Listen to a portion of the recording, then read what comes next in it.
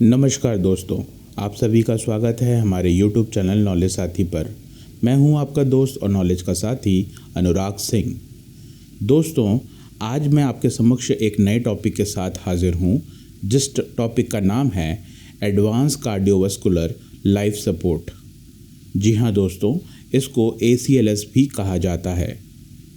Advance cardiovascular life support ये एक ऐसा कोर्स अमेरिकन हार्ट एसोसिएशन के द्वारा डिज़ाइन किया गया है, जो कि विशेषतः हेल्थ केयर प्रोवाइडर्स के लिए बनाया है। इस कोर्स में हम हेल्थ केयर प्रोवाइडर्स को ये बताते हैं कि उन्हें कैसे डायरेक्ट और पार्टिसिपेट करना चाहिए मैनेजमेंट ऑफ कार्डियोपल्मोनरी अरेस्ट और अदर कार्डियोवास्कुलर इमरजेंसीज कंडीशन को।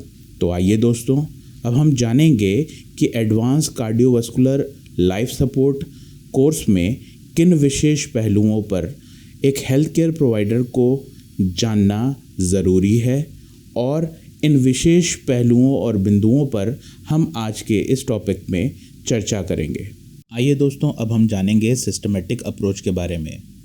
सिस्टमेटिक अप्रोच एक तरीके का ऑप्टिमल केयर है जो हेल्थ केयर प्रोवाइडर्स के द्वारा दिया जाता है। ये उस कंडीशन में दिया जाता है जब विक्टिम अरेस्ट या एक्चुअली इल और इंजर्ड हो।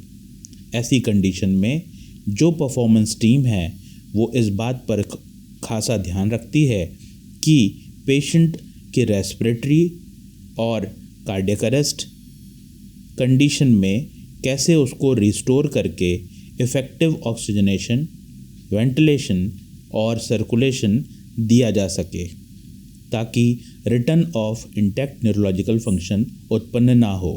ऐसी कंडीशन में सिस्टमेटिक अप्रोच में सबसे पहले हेल्थ केयर प्रोवाइडर को इनिशियल असेसमेंट करना चाहिए। इनिशियल असेसमेंट बाय विजुअलाइजेशन और सीन सेफ्टी के आधार पर होता है। ऐसी कंडीशन में हेल्थ केयर प्रोवाइडर्स के पास दो सिचुएशन उत्पन्न होती हैं, जो कि अनकॉन्शियस और कॉन्शियस पेशेंट की कंडीशन होती है। ऐसी कंडीशन में अगर पेशेंट अनकॉन्शियस है तो उसे BLS असेसमेंट करना चाहिए। अगर पेशेंट कॉन्शियस है तो ऐसी कंडीशन में हेल्थ केयर प्रोवाइडर को प्राइमरी असेसमेंट व उसके साथ सेकेंडरी असेसमेंट करना आना चाहिए।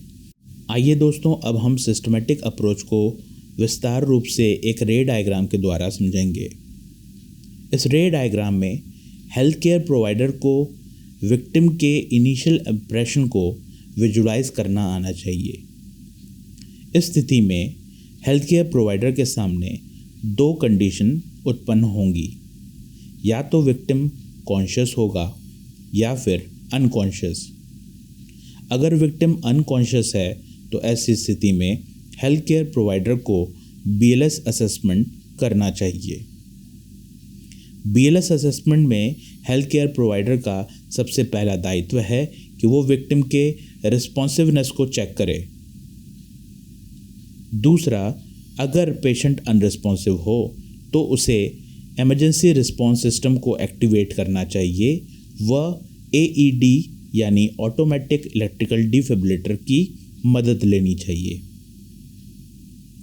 तीसरा, उसे विक्टिम के ब्रीदिंग और पल्स को भी चेक करना चाहिए। इस कंडीशन में हेल्थ केयर प्रोवाइडर के पास दो स्थिति उत्पन्न होंगी, या तो विक्टिम को कोई पल्स नहीं होगा या फिर पल्स प्रेजेंट होगा।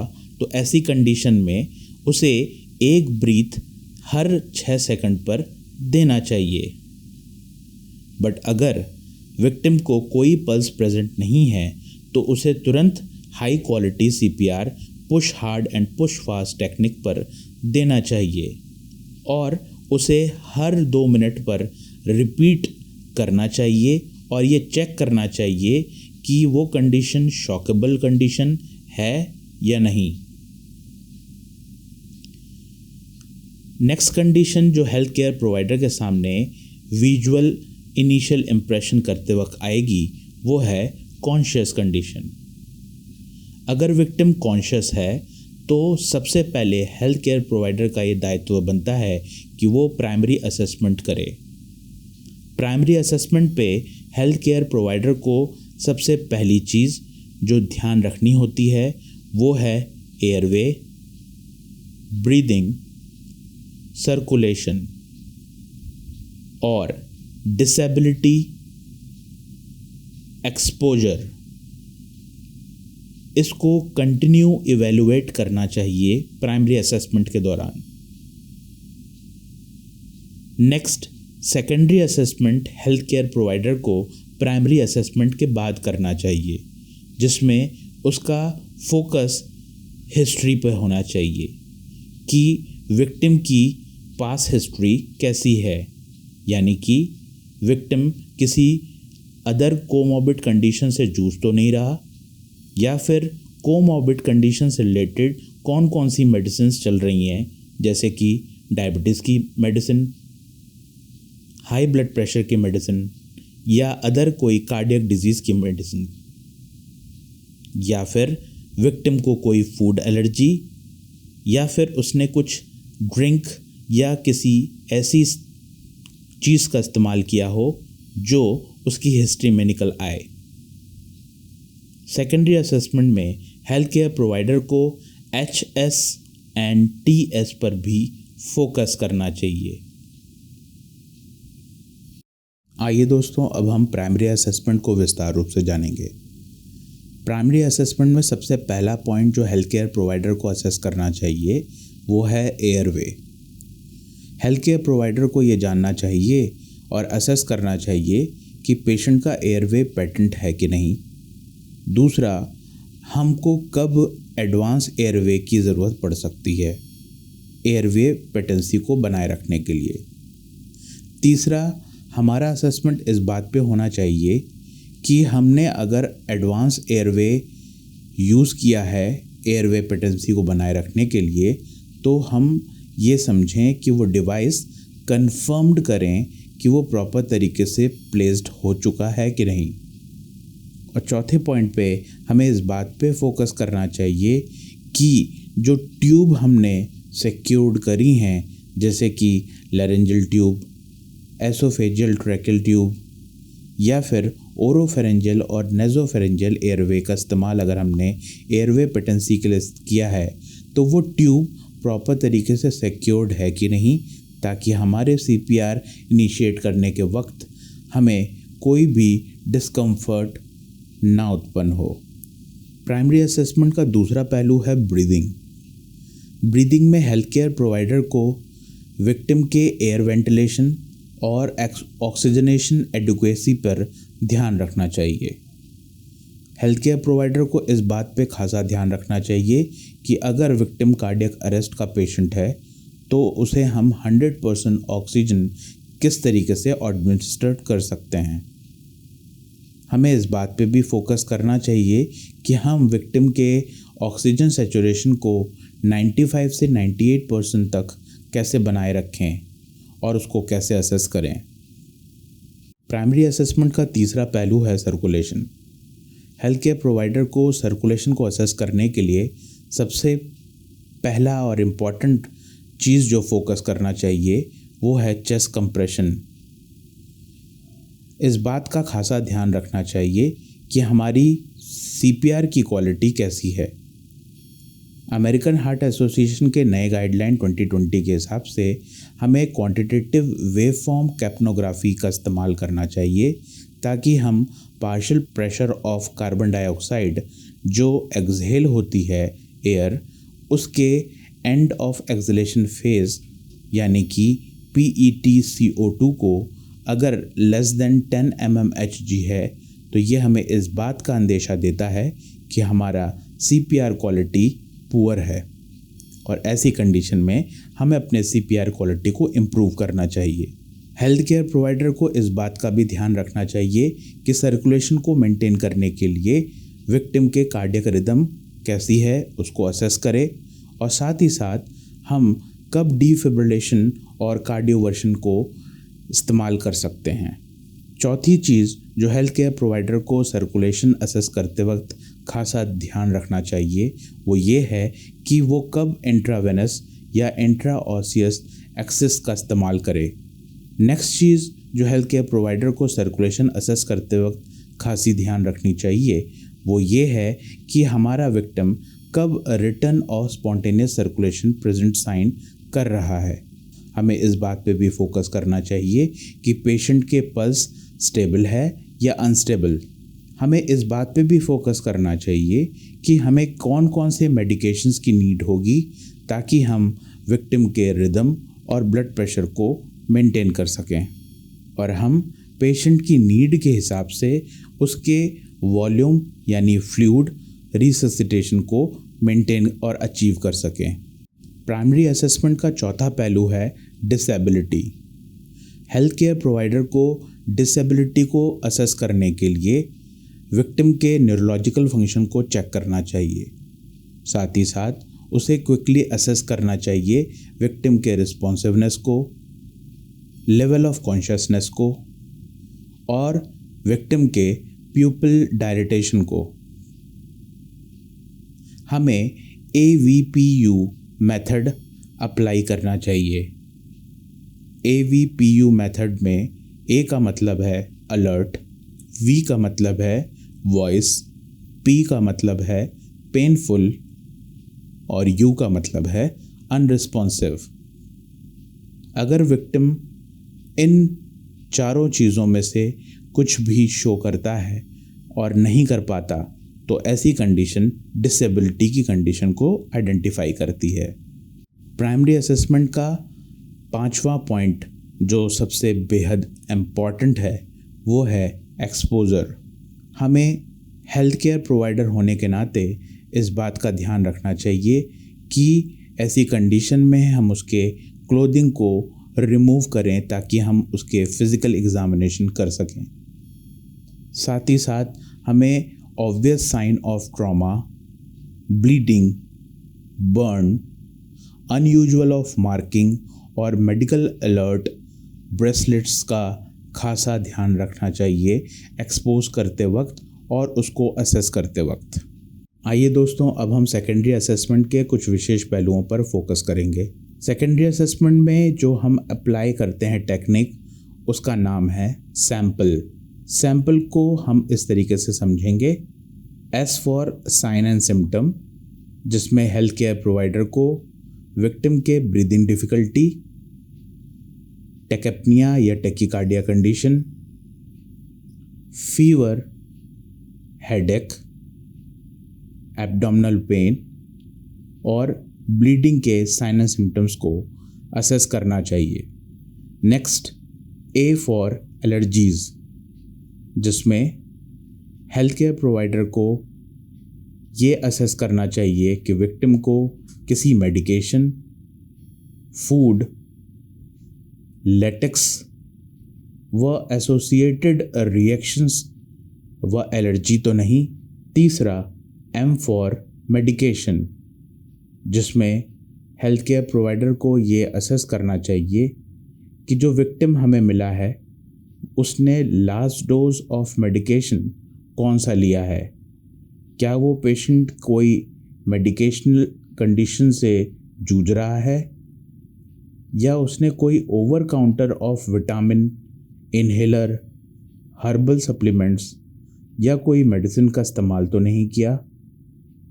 Last dose of medication time व रीसेंट मेडिकेशन क्या है, इस बात का भी हेल्थ केयर प्रोवाइडर को असेसमेंट करना चाहिए। मेडिकेशन कहाँ लिया गया, क्या वो घर पे लिया गया, इस बात का भी पूरी हिस्ट्री लेनी चाहिए। Next, P for past medical history. Health care provider को इस टेक्निक के द्वारा सबसे पहले करंट इलनेस के बारे में पता करना चाहिए। उसको विक्टिम के हेल्थ हिस्ट्री की यानी प्रीवियस इलनेस और हॉस्पिटलाइजेशन कंडीशन को असेस करना चाहिए।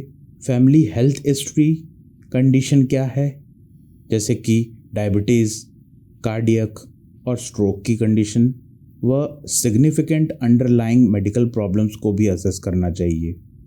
साथ ही साथ उसे इस बात पे भी फोकस करना चाहिए कि पास्ट सर्जरी या कोई इम्यूनाइजेशन स्टेटस कैसी है। Next, L for last meal consumed. Health care provider को इस बात को भी असेस करना चाहिए कि विक्टिम ने उस टाइम और उस नेचर पर लास्ट इनटेक ऑफ लिक्विड और फूड कौन सा लिया है। Next point, E for event, जिसमें हेल्थ केयर प्रोवाइडर को ये ध्यान रखना चाहिए कि करंट इलनेस ऑफ इंजरी कैसी है, ऑनसेट सडन या ग्रेजुअल हुआ है, या टाइप ऑफ इंजरी उसकी कैसी है, और वो कितना हैजार्डस है सीन जहाँ पे वो विक्टिम मिला है। ये कुछ टेक्निक थे जो हेल्थ केयर प्रोवाइडर को सेकेंडरी असेसमेंट में सैंपल के ध्यान में रखते हुए अगर इस टेक्निक को फॉलो की जाए तो बड़े आसानी से सेकेंडरी असेसमेंट की जा सकती है। सेकेंडरी असेसमेंट में HS और TS का भी हेल्थ केयर प्रोवाइडर को ध्यान रखना चाहिए। HS और TS कुछ मेमोरी एड्स हैं जो एक reversible causes of cardiac arrest या इमरजेंसी कार्डियोपल्मोनरी कंडीशन को इशारा करते हैं। आइए जानते हैं कि ये HS और TS क्या हैं। सबसे पहले हम चर्चा करेंगे HS के बारे में। HS में सबसे पहला पॉइंट जो फोकस किया गया है वो है हाइपोवोल्मिया, हाइपोक्सिया, हाइड्रोजन आयन और एसिडोसिस कंडीशन, हाइपो और हाइपोकैलेमिया कंडीशन और हाइपोथर्मिया कंडीशन। आइए अब हम TS कंडीशंस को असेस करेंगे कि हेल्थ केयर प्रोवाइडर को TS की कंडीशन को भी अपने मेमोरी एड में ध्यान रखना चाहिए जब वो विक्टिम को ट्रीट कर रहा हो। इसमें भी विशेष 5 पहलुओं पर फोकस किया गया है, जिसमें सबसे पहला है टेंशन न्यूमोथेरेक्स, टेम्पोनाड और कार्डियक, टॉक्सिन्स, थ्रोम्बोसिस पल्मोनरी और थ्रोम्बोसिस कोरोनरी। आइए दोस्तों, अब हम जानेंगे चेन ऑफ सर्वाइवल एलिमेंट्स के बारे में। चेन ऑफ सर्वाइवल एलिमेंट्स में मुख्यतः कुछ पहलुओं पर हेल्थ केयर प्रोवाइडर्स को विशेष तौर से ध्यान देना चाहिए, जो कि हैं prevention and preparedness. Health care provider को हमेशा प्रिपेयर रहना चाहिए और इस बात पे फोकस करना चाहिए कि एक रिस्पॉन्डर के रूप में वो कैसे अर्ली रिकॉग्नाइज कर सके कार्डियक अरेस्ट जैसी अदर कंडीशंस को, और वो कैसे हेल्प में ला सके रैपिड रिस्पॉन्स टीम को। चेन ऑफ सर्वाइवल एलिमेंट्स के दूसरा पॉइंट है activation of the emergency response system. जी हाँ दोस्तों, activation of the emergency response system, जब एक responder outside of the hospital हो तो वो कैसे इसको एक्टिवेट कर सकता है, या फिर इनसाइड ऑफ द हॉस्पिटल में अगर ऐसी क्रिटिकल सिचुएशन हो तो वो एक्टिवेट रिस्पॉन्स सिस्टम को कैसे एक्टिवेट करेगा, इस बात पर खासा ध्यान दिया जाता है। तीसरा पॉइंट है चेन ऑफ सर्वाइवल एलिमेंट का, जो कि सबसे महत्वपूर्ण है, वो है हाई क्वालिटी CPR, जिसमें हाई क्वालिटी CPR के साथ साथ हेल्थ केयर प्रोवाइडर्स को इस बात की जानकारी दी जाती है कि इसमें कैसे अर्ली डिफिब्रिलेशन कंडीशन को हमें जानना है, जो कि VF या PVT की कंडीशन होती है। चौथा पॉइंट इस बात पर फोकस करता है कि advance resuscitation intervention health care provider को कैसे इस्तेमाल करना चाहिए। साथ ही साथ उसे इस बात पर भी ज्ञान दिया जाता है कि इंक्लूडिंग मेडिकेशन और एडवांस एयरवे का इस्तेमाल कैसे किया जाए। पांचवा पॉइंट इस बात पर फोकस करता है कि पोस्ट कार्डियक अरेस्ट केयर किस तरीके का होना चाहिए और इस दौरान हमें किन इंटरवेंशन को और किन टारगेटेड टेम्परेचर मैनेजमेंट को ध्यान रखना चाहिए। और लास्ट पॉइंट हमें इस बात पर फोकस करता है कि हम पेशेंट की रिकवरी पर फोकस करें। जब पेशेंट रिकवरी कंडीशन पे हो तो हमें किस तरीके के इफ़ेक्टिव सपोर्ट सिस्टम को इस्तेमाल करना चाहिए, जैसे कि physical, cognitive, emotional and family needs.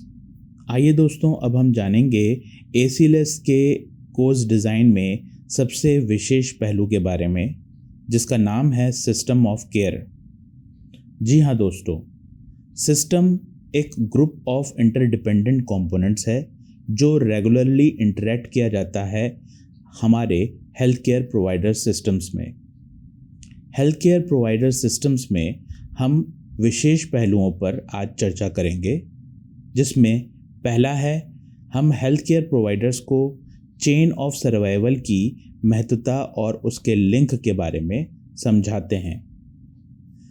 दूसरे पहलू में हम उसकी स्ट्रेंथ और इस लिंक ऑफ चेन को कैसे बनाए रखना है, इसके बारे में खासा जोर देते हैं। तीसरे पहलू में हम हेल्थ केयर प्रोवाइडर्स को इस बात पर फोकस करते हैं कि हमारा अल्टीमेट आउटकम क्या होना चाहिए। और चौथा पहलू हमारा ये होता है कि हेल्थ केयर प्रोवाइडर्स एक कलेक्टिव सपोर्ट ऑर्गेनाइजेशन के साथ मिलकर बनाएं ताकि कंटिन्यूस क्वालिटी इम्प्रूवमेंट बरकरार रहे। आइए दोस्तों, अब हम जानेंगे कि ये स्ट्रक्चर प्रोसेस सिस्टम के आउटकम होते कैसे हैं। दोस्तों, अमेरिकन हार्ट एसोसिएशन गाइडलाइन 2020 के हिसाब से स्ट्रक्चर प्रोसेस सिस्टम आउटकम को बनाए रखने के लिए विशेष तौर से ध्यान दिया गया है कंटिन्यूस क्वालिटी इम्प्रूवमेंट पर। जी हाँ दोस्तों, कंटिन्यूस क्वालिटी इम्प्रूवमेंट का मतलब है क्वालिटी को लगातार बनाए रखना जब तक हमें आउटकम ना मिले। आइए दोस्तों, इसको ब्रीफली हम ये समझते हैं कि कंटिन्यूस क्वालिटी इम्प्रूवमेंट किन विशेष 4 पहलुओं पर निर्भर करता है। सबसे पहला पॉइंट है स्ट्रक्चर, जिसमें हम हेल्थ केयर प्रोवाइडर्स को एजुकेट करते हैं और उन्हें एक स्ट्रक्चर इक्विपमेंट प्रोवाइड करते हैं ताकि वो नॉलेज गेन कर सकें।